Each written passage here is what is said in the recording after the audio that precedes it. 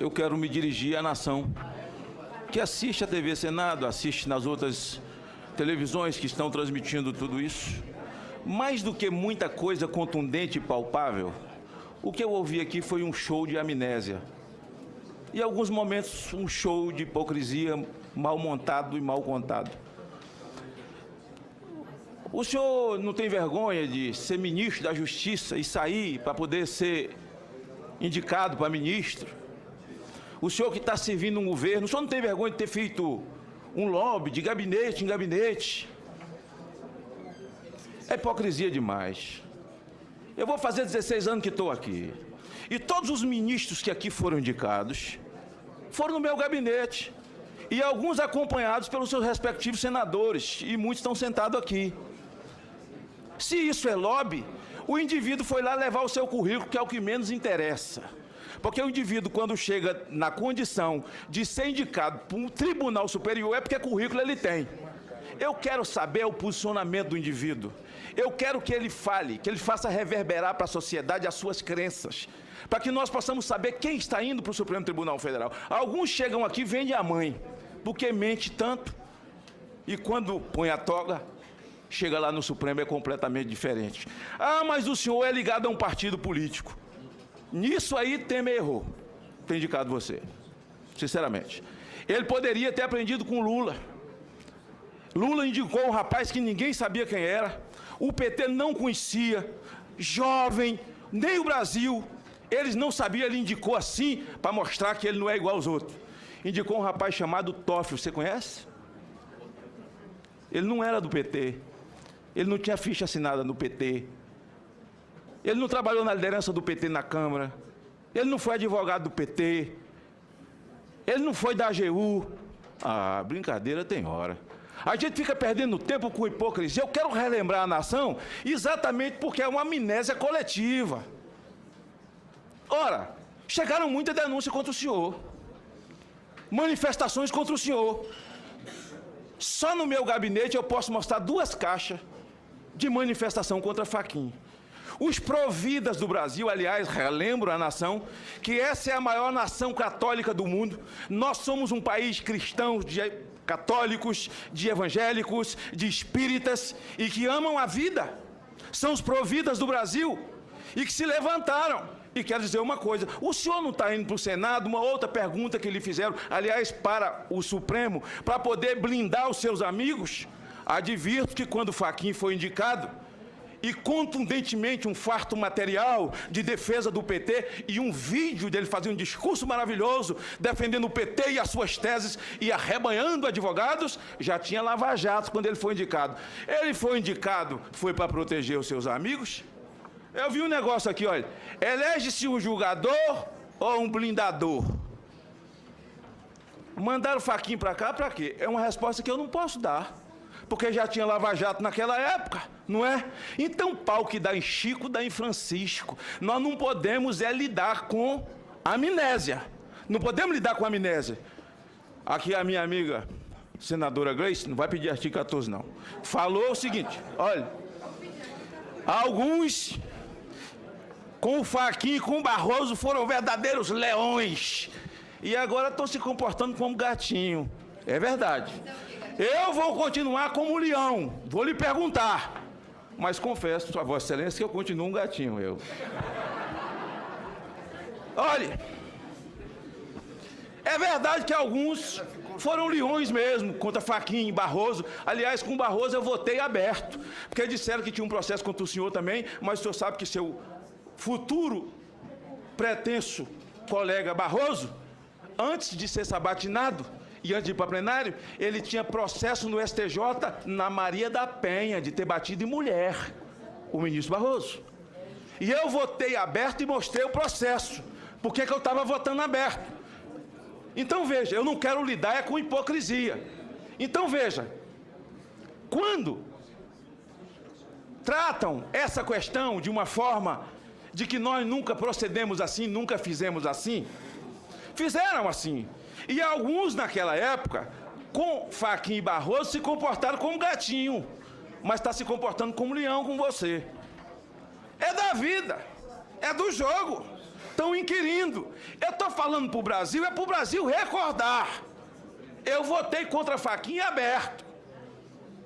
E ele disse uma coisa aqui, senador, o que eu falei, depois que o homem põe a toga, é tudo diferente. Não, não se separa um homem das suas convicções. Por isso eu quero saber das suas convicções. Eu quero que o senhor reverbere as suas convicções, para que fique gravado aqui em mim e na nação brasileira, porque o povo brasileiro não tão somente perdeu o respeito pela classe política, mas perdeu o respeito também pelas cortes supremas desse país, pelo judiciário, até pelo abuso de poder. Pergunta o senhor, pode um ministro monocraticamente enquadrar um poder? Agora a Câmara foi enquadrada por Fux, que é meu amigo faixa preta de jiu-jitsu. Pode o Senado ser enquadrado por um ministro numa decisão monocrática? Aí não é democracia, nós não temos separação de poderes. A nação não pode pagar pelas convicções. Vossa Excelência disse aqui que naquilo, eu vi isso pelo rádio, onde envolver ou processos, ou onde Vossa Excelência militou como advogado, se julgará impedido. Parabéns, porque o ministro Barroso advogou para a Marcha da Maconha e para ONGs abortistas, e ele tem que se julgar impedido dessas matérias que são caras para uma nação cristã nesse país. Passo a perguntar. Alguns pontos, pode anotar. Quero ouvir, com a claridade desse momento, que Vossa Excelência pensa sobre o aborto. A sua posição, porque para nós é muito cara, porque aborto é assinte contra a natureza de Deus. Drogas. Se esse não é o momento de nós discutirmos ou rediscutirmos o nosso modelo de segurança nacional, porque o nosso modelo hoje de segurança nacional, constitucionalmente, não cabe no que nós estamos vivendo, e o que nós estamos vivendo, necessário se faz que as Forças Armadas se façam presentes. Vamos rediscutir esse tema. Pergunto a Vossa Senhoria, o CNJ foi criado por essa casa.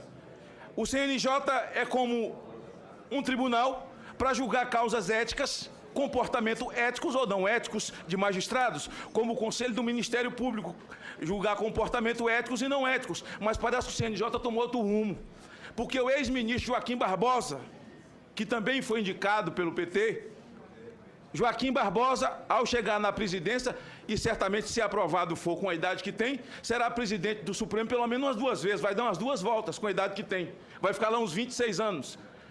Será presidente do CNJ. Joaquim Barbosa determinou aos cartórios que fizesse casamento homossexual. Ora, cada qual segue seu caminho, mas o CNJ é o Legislativo, é o Senado, é a Câmara, está usurpando de um papel que não é seu. Aliás, o Supremo Tribunal Federal tem feito ingerência nos poderes e causado na população brasileira esse repúdio tanto ao Judiciário, esse desrespeito nas redes sociais, quanto na classe política. Pergunto a Vossa Senhoria, ainda, senhor presidente, já encerro aqui nas minhas perguntas, qual a sua posição sobre o infanticídio? Nós temos hoje entre 30 e 40 tribos que ainda praticam o infanticídio e com a defesa daqueles que defendem direitos humanos como se os humanos não tivessem direito. Sua posição sobre isso e a sua posição pelo fato de uma turma do STF ter decidido, dado uma liminar para que o preso receba por ofensa moral, porque o cárcere onde ele estava muito cheio, cada um R$2.000. Imagine se a moda pega. E nós vamos agora indenizar quem anda em ônibus cheio? Porque não tinha que andar com um trem cheio, quem fica numa fila quando devia ter se atendido prioritariamente. Essa posição da Suprema Corte, senador. O ministro Alexandre, gostaria que você comentasse e encerre, senhor presidente, dizendo o seguinte: quando o senhor disse, e foi citado aqui não sei por quem, que os manifestantes são baderneiros, não errou não, são baderneiros mesmo. É homem travestido de criança com 17 anos, que não confunde escopeta com chupeta.